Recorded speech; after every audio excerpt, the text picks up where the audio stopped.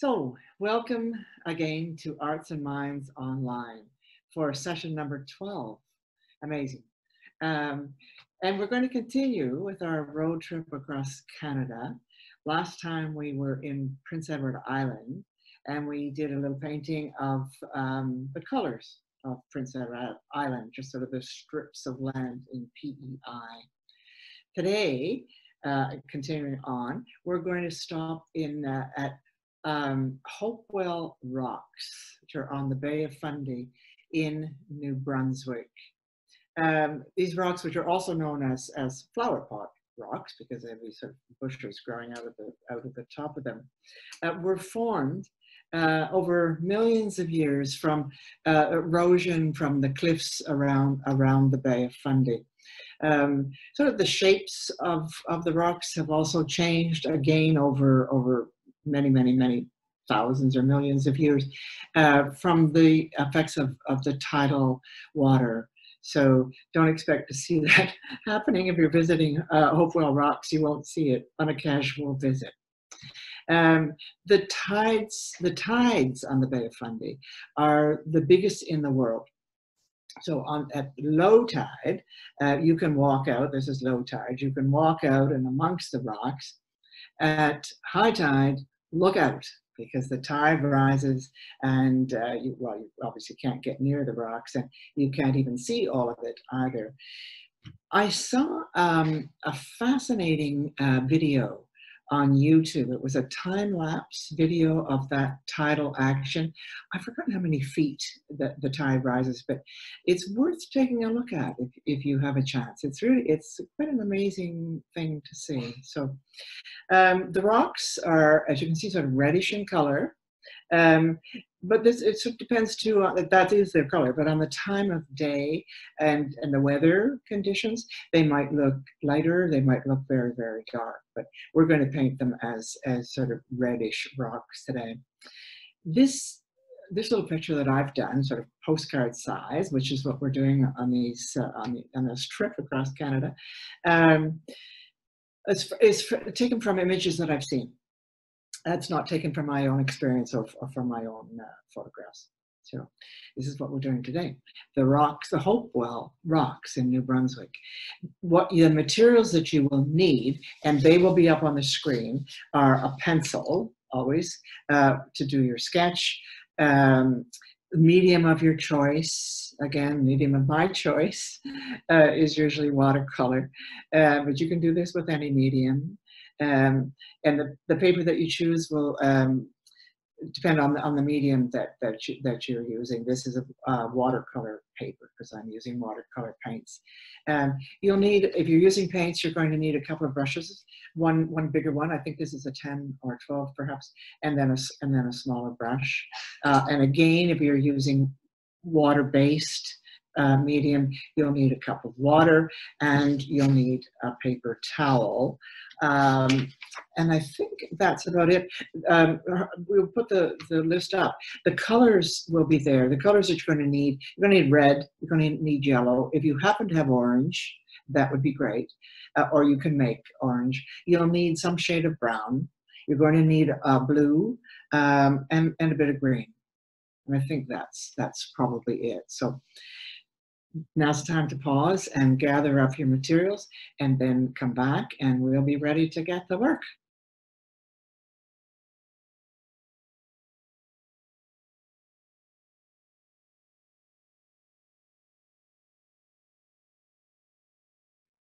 All right, let's take a look at the line drawing for this one. The line drawing. All right, and this is what we'll be using. We'll paint this one together. These are the rocks. I've got 5 different shapes. This is, I mean, as I say, this is taken from images, sort of from photos, somebody else's photos. So it is the shape that these rocks are.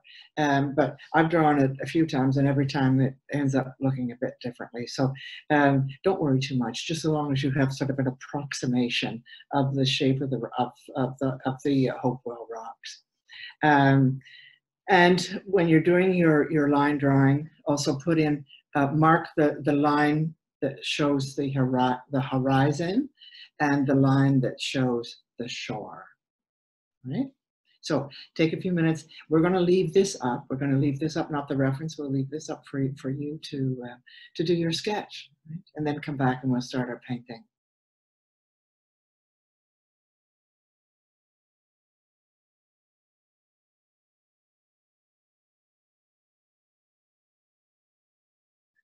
Okay, we're ready to paint. And I'll just do a couple of rocks just to give you a couple of tips. I'm going to start with just sort of a light orangey color. Best to start with something fairly light, and then you can, obviously add dark to it. So I'll start with this one maybe, and just put some orange. That's really not dark enough. So a little bit darker than that. Okay, let's do that.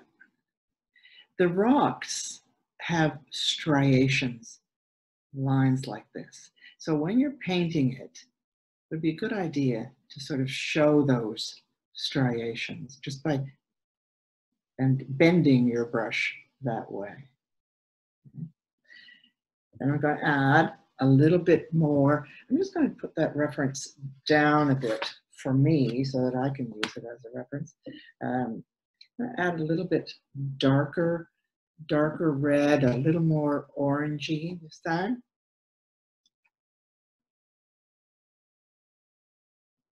Maybe put a little, there we go. Yeah, and again, sort of following that, the curves, the striations. This part down here in the reference looks very dark. It is much the same color as the rocks, and we'll start by putting that in, but then we'll end up making it much darker.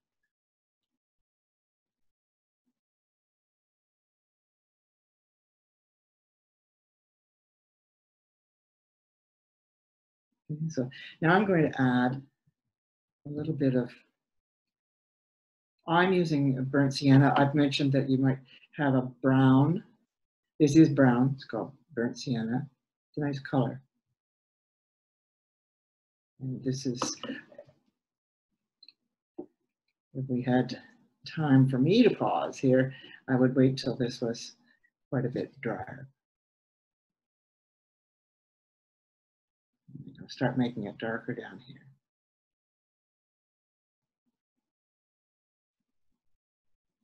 Okay. I'm leaving that part in there because that's, and in here shows a real crevice, a real sort of crack in between the rocks here, and that's going to be very, very dark. Okay. Now I'm going to go to quite a darker brown, and I'm going to do this part down here, start making this very dark. It looked dark in the images that I was looking at. It was dark, and I don't believe, I guess it's just the way the light is. Now we're going to get some sort of parts that are, sort of the cracks in the rocks. Make it look uneven. Okay. Now I'm going to make that brown even darker by, I'm adding a bit of blue to it. I don't have a black paint. So if I want to get very, very dark, I have to go brown and blue. There we go. So I'm going to come in here with this very dark that shows a bit in there, maybe a little bit on there. That's not really quite dark enough yet, but that's because the paint's too wet. So, and I can't take the time to let that dry. So down here again, you would make this very much darker. I'm going to come back to that after a bit. But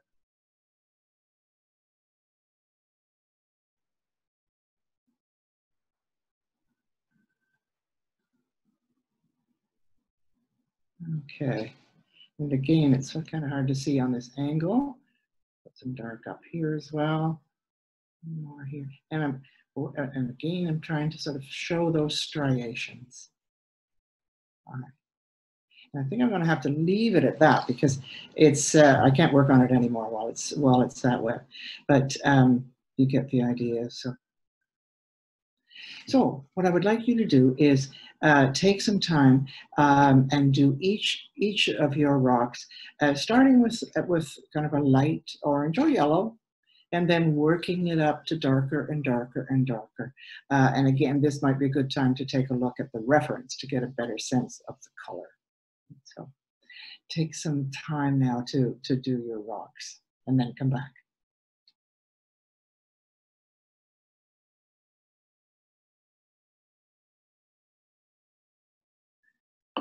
Okay, how did you make out? They look like the Hopewell rocks. Now, this time, move myself a little bit closer. This time I'm going to, actually, let me just move that. I forgot to do that before. I need to move that so that you get a closer look at it. I'm going to start now with the sky, and I'm going to do ultramarine blue, if you should happen to have that, if you're using with watercolors. And I'm going to start with putting some in here.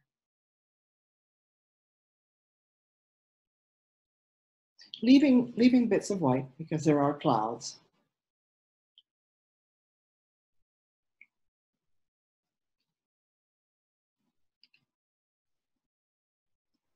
Okay, I'm going to clean my brush at this point, wash it off, clean it, dry it a bit, and then I'm going to use that same, maybe it needs to be a bit wetter. And then I'm just going to pull some of that paint down.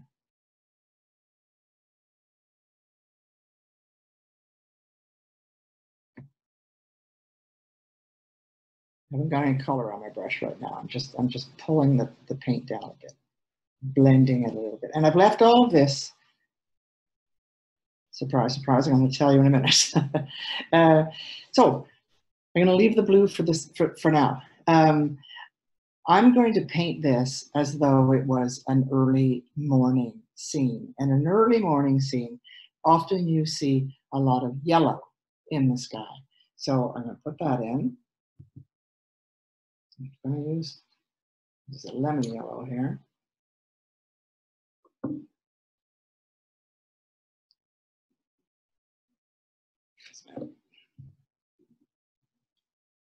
A little more. There we go. I think that might be better. Okay, that's better. And bring it up into the blue a bit so that it blends. It's going to run a bit because it's very wet. But only kind of down here at the bottom. Don't go up too high. That probably went up too high there.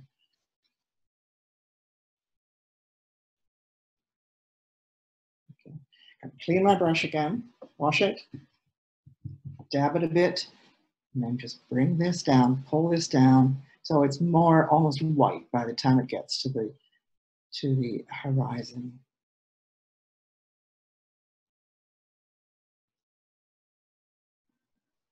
Okay. So I'm just going up there to just bring it up a bit. That's an early morning sky. If you want yours to be a late afternoon sky, it would be a good idea to add a bit of red or rosy color to it. So that's the sky. Good time to pause and do your sky. Okay, I'm going to do the water. And the water this time is going to reflect the sky, not making it a different color. So this time I'm going to start with a bit of yellow.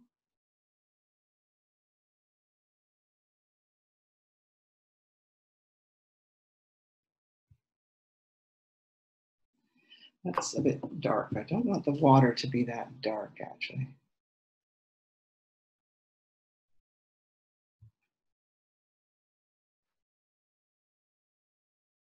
And I'm just sort of blending those colors together there.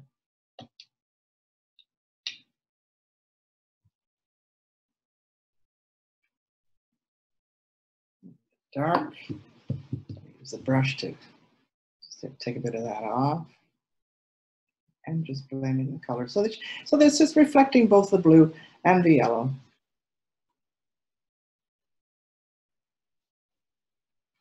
A little bit in there.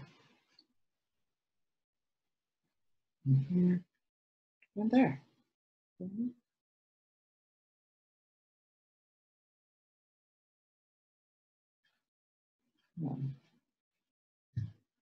Okay. All right. Take a minute and do your water. Okay. Let's do the ground. I'm going to do the ground exactly the same colors as the rock. So I'm just going to mix up some oranges and some burnt siennas, get sort of a browny color, and just do the ground. I want to make it a little bit redder. Oops, wrong color there. Okay, let me try that. Okay.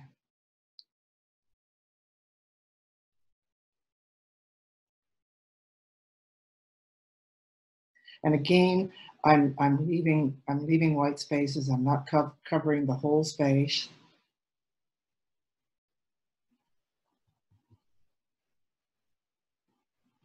Put a little bit of darker brown in there.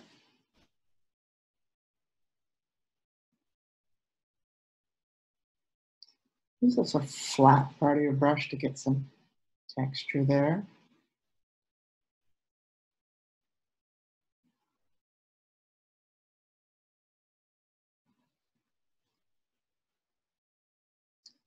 To get quite a bit darker, actually.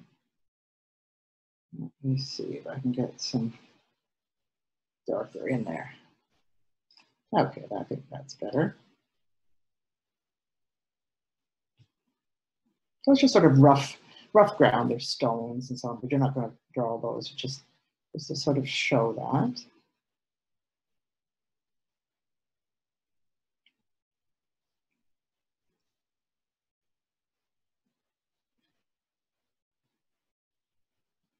You could add whatever. I mean, if you want to put more red, whatever looks better for you. And I'll leave it at that and let you do the ground and then come back. Okay, we've got a little details to put in here, and I'm using a smaller brush for this. On the reference, you'll see that on the horizon line, you can see in the distance some hills. So I will make some almost like a purple color, gray purple color. Show that they're in the distance and not very big. And just some rolling hills.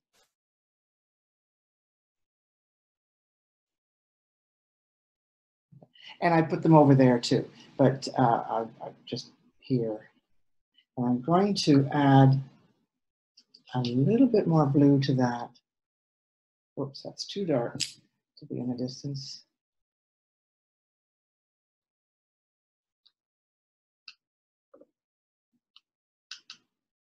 Try this. Ah, that's might be better. It's a little more gray. Still not happy with that.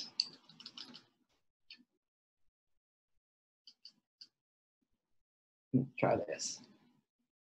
You don't want them to be too dark because they're so far away. They're quite faint, but you do want them to be noticed.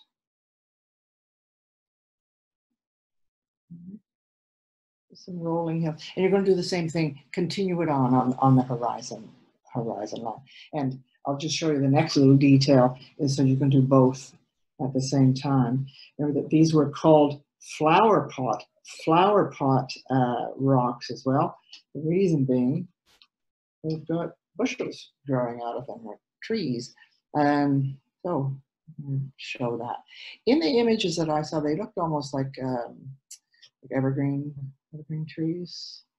So just I'm just using a green, made a bit dark with a blue. Just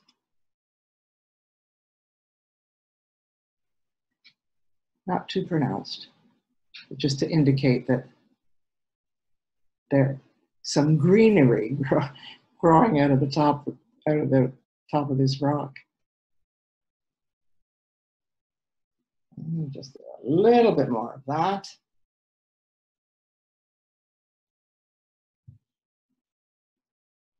Okay, I think I can probably leave it at that. So take a few minutes and finish off yours with those details, and then come back. Okay, so Hopewell Rocks. I hope that you enjoyed doing them. I'm just going to put the reference back up there again. When you are finished and you're satisfied with it, sign it and put the date on it. And we would certainly love to see what you're doing. So if you have time to do this or any of the other places that we've been visiting, take a photo and send it to us, or send us a comment. Just say that you did it. If you don't want to send a picture, just let us know that you're doing it. And also one more thing, keep everything that you do. At some point, I know we were talking about doing an art show, which we have postponed because we wanted to really sort of showcase the Cross Canada part of this. So keep your pieces, and if you feel like joining for an art show when we plan it the next time, and then you have a chance to share your art with others. But send it to us anyway. We'd love to know what you're doing. Okay, and that's it. And we'll continue our Cross Canada road trip next time. In the meantime, take good care.